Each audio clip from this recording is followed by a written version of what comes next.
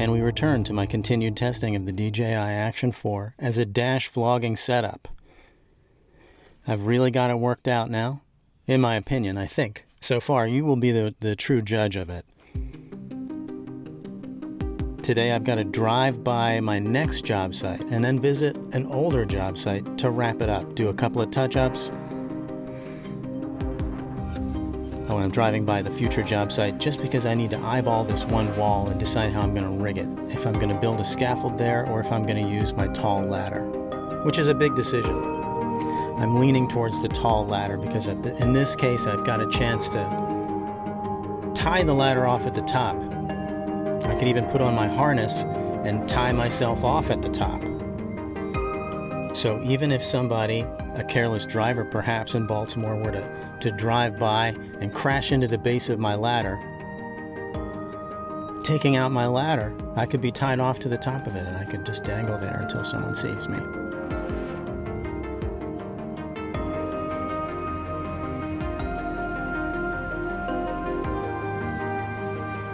Let's hit the road.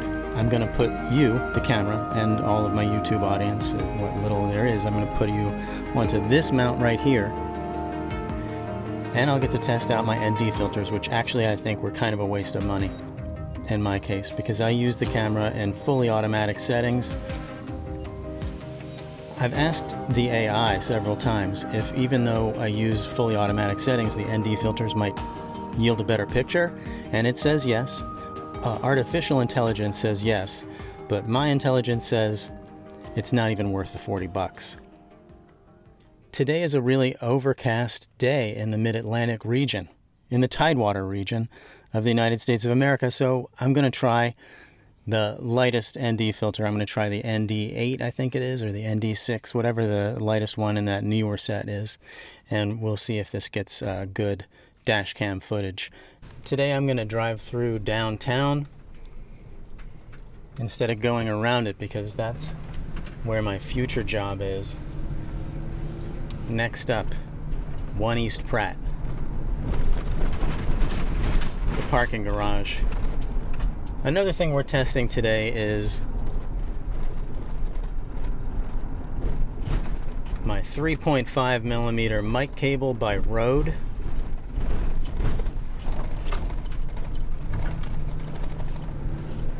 I was using I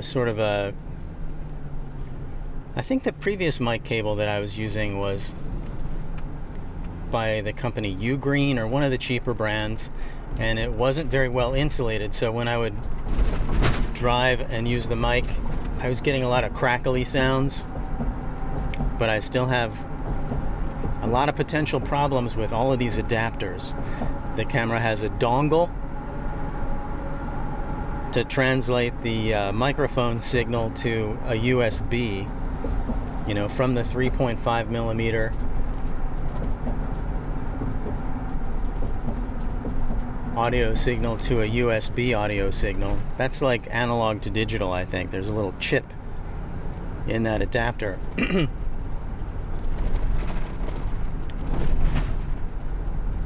then there's the mic cable. And then there's the male-to-male adapter that I have to use.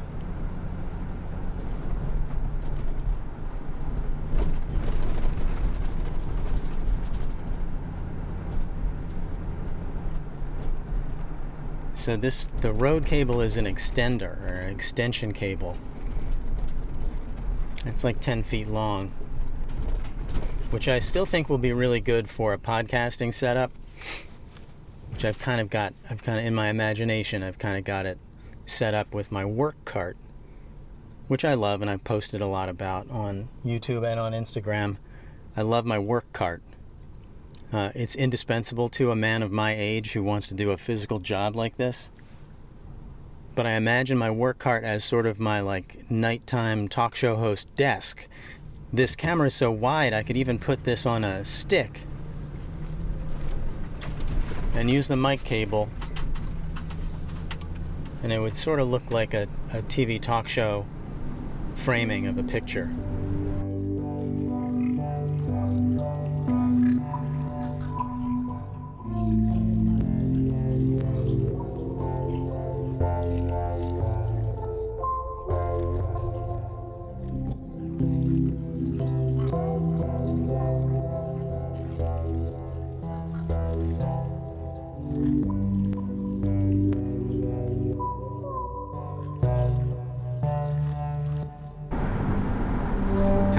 rocking an action camera with an ND filter. An action camera on fully automatic settings, but with the addition of an ND8 filter from Neewer.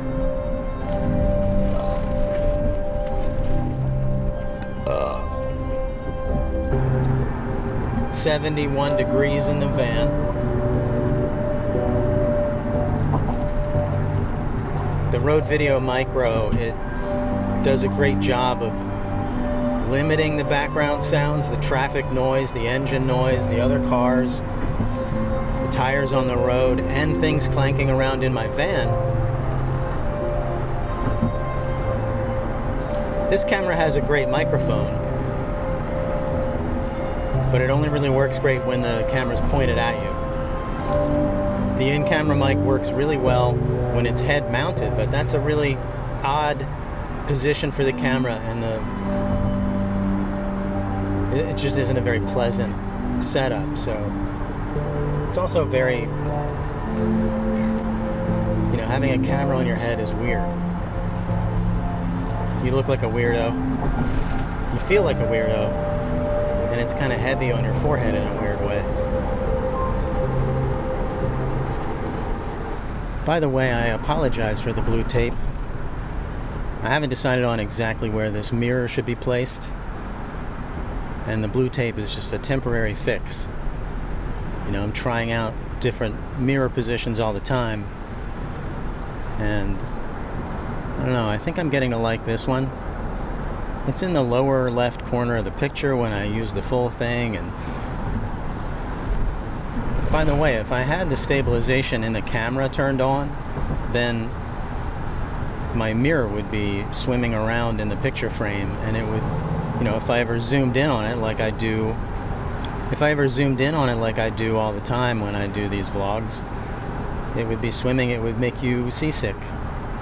You wouldn't like it very much, would you? What? I need to decide what to do with my hands when I'm in this position on the camera. I feel kind of silly. My hands are like... Anyway, I'm safely on the job site today. I went to the bathroom. I took a little walk around and I looked at the different signs I need to touch up before I send my bill for this one. There's about 1 million signs here. And I got a chance to review the footage from the drive down. There were some really neat things. I actually think that the ND filter really did make a difference. I took some time lapses, which before I've taken time lapses with this camera on the dash, even on a rainy day, very similar situation, and everything looked so choppy. But with this ND filter on, one of the things that they tell you is that it will allow for more natural motion blur, and I think I got that on these time lapses. And the sky's not washed out on my slow motions either. I got a slow motion video of about a dozen motorcycles passing. Really doesn't seem like the greatest day to be riding a motorcycle, but like 10 of them went by. And then a big semi-trailer with nothing on the back passed me. I think these things look great. One thing I didn't get, but relates to something that I talk about a lot, is I saw some guys, even on a day like today, a rainy day, working on the side of the highway, and they had a folding table for whatever they were working on. Some small pieces, who knows what it could be. Assembling small pieces that maybe they were putting up a highway sign, or maybe they were getting a downspout ready, working out there in the elements, and they wanted to have a folding table so that they wouldn't have to crouch down on the ground and hurt their knees, because they're older men like me. You can't deny it, this camera's working great as a Dashcam vlogging setup, right?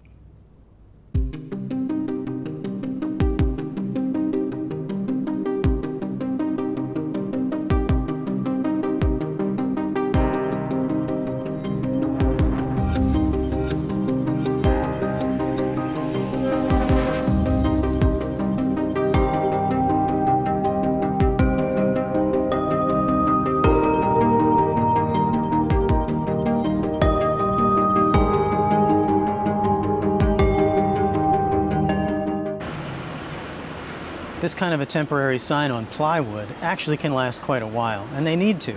A lot of times they build these gigantic buildings, these complexes, and it takes a year or even 2 years to find a tenant for their big retail spaces.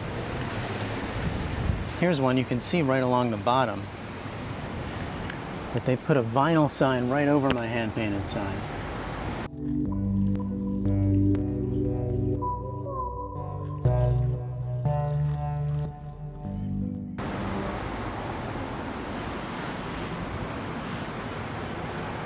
It's also well integrated. It looks great. These all look good.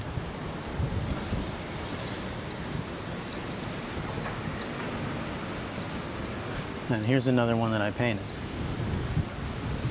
Also, when you're working in a parking garage, it's important to just come above ground once in a while, 2-3 times a day, just sort of stare up at the sun. They asked me to paint this crosswalk too, but I referred them to my friend Graham Projects, who did a really good job. This is the same material that any crosswalk is made of, but they had this part CNC routed or laser cut so that that matches the brand identity too. So that's just another little thing about me. If I'm not the right guy to do your sign, like there's another good example, gold leaf. Whenever I get an email about like, hey Greg, could you please do this gold leaf logo on our window? Gold leaf is a specialty, and I refer everybody to this guy in Baltimore, Sean Danaher. He does that. He does a great job. For weeks, I worked in this garage as a columnist, meaning I painted these columns. And the fans were just so loud. I would be trying to just do like a charming little reel or something. Anything I said would be totally lost in the din of the fans. But today I don't think it's so bad, and also I have my DJI mic mini. Hopefully it's not dropping out. Anything goes in front of the mic, in between the mic and the camera, sometimes it just drops out. I'll walk by some more of the stuff that I painted, because it's such a great background. I don't know why there's not people doing TikToks every day here.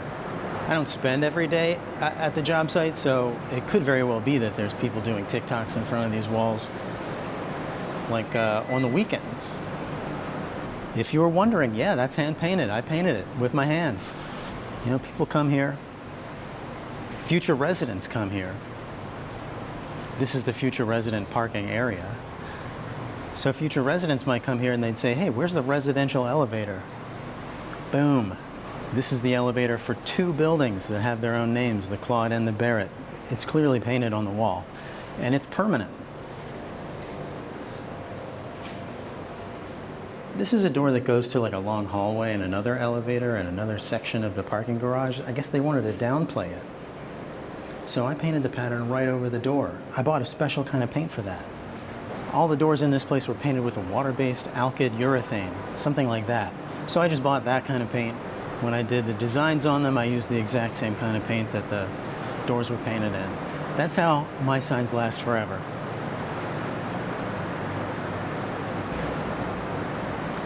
You know, if you're working with some kind of a jackleg sign painter, some shade tree sign painter, they might just use the same kind of paint that they used up there on a door, and it might fall off. Or it might get crackly. Ooh. Can you imagine your future residents coming to park in your parking garage and they see crackly paint? So about the last thing that I've got to do is to second coat some of these letters. I'm going to do that. I like to leave this job site at 8 p.m. and sort of miss the bad traffic on the Washington Beltway. Also today I had this other thought about my selfie stick, that maybe what I should do is create a custom selfie stick where I attach like a clock. Because I have this big thing about clocks that whenever I'm doing a job like this, you know, I look like I'm taking all the time in the world, but I'm really not. I'm always thinking about how I can get these columns painted quicker. You know, if they're taking me 45 minutes each, how could I make it so that it takes 35 minutes each so that I can get to the next feature of the job? Put a clock right there.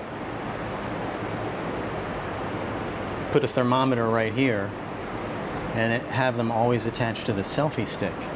And then whenever I held the selfie stick, then whenever I was holding the selfie stick and doing a walk and talk, the time and the temperature would always be there. And there should be another one. There should be a third clock that just goes through the months of the year. Really, I think I would like that. A third clock. It would start, like here would be December, and it would just turn, no wait, I have to reverse it for the camera. It would start here at December, and it would go in a circle. There's July, and it would keep going around and just make its way back to December, and then you could, in every video, you could just track my progress through the year.